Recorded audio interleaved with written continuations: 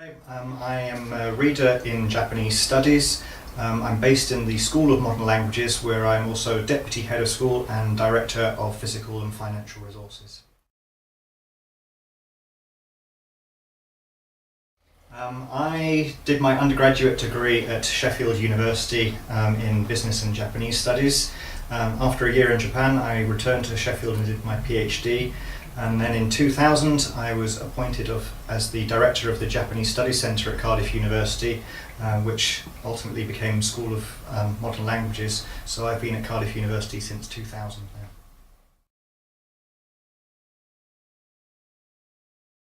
I think it's a very dynamic language, an exciting language to learn anyway. Japan is a very interesting country. Within the School of Modern Languages, because we've got many other languages being studied together, you've got a real environment and passion for languages, and the opportunities to mingle with people who are studying languages other than just Asian languages is very useful for students to get a very broad perspective on how to study languages and also how to study the country as well.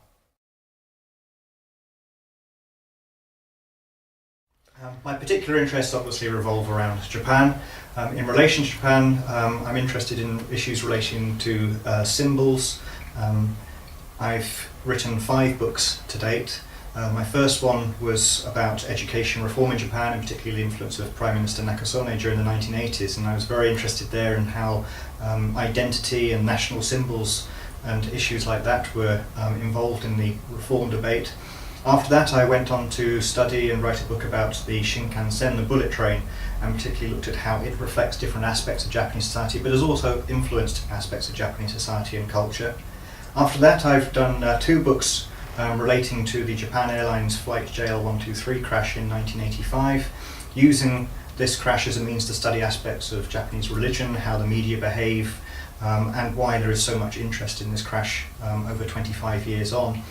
And most recently, I've written a book called Japan the Basics, which is the most recent textbook about Japan that published by Routledge, and it's very much meant to be an introductory guide on how to study Japan, get past the stereotypes and that side of Japan, and help people to study Japan. It doesn't provide the answers about everything to do with Japan, but it helps arm you with the knowledge and skills and the questions about how to go about studying Japan, so you can find your own answers.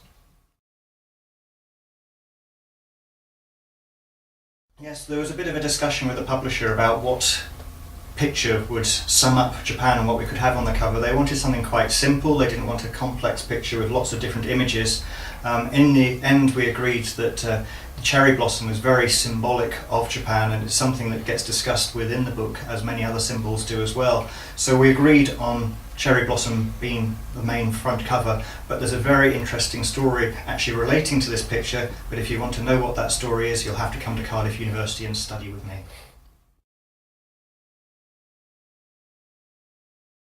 Having been here for 14 years, I think the most exciting thing all the time is just trying to keep fresh and find new challenges. Part of that comes through the research and writing new books, but part of it is also thinking more broadly about the school itself and how we go forward, how we develop, and I think trying to make the School of Modern Languages being seen as the leading School of Modern Languages in the UK is one of the things I'm particularly excited about.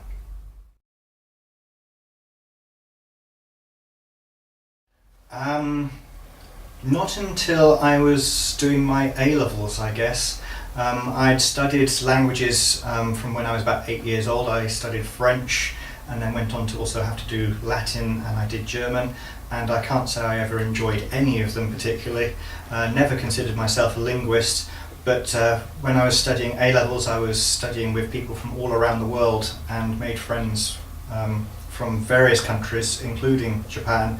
And so learning Japanese became a means to an end. I wanted to be able to speak Japanese, to be able to converse in Japanese with my friends, and also so when I went to Japan initially to visit them, but also subsequently for my degree and job, I would be able to use the local language rather than having to rely on English.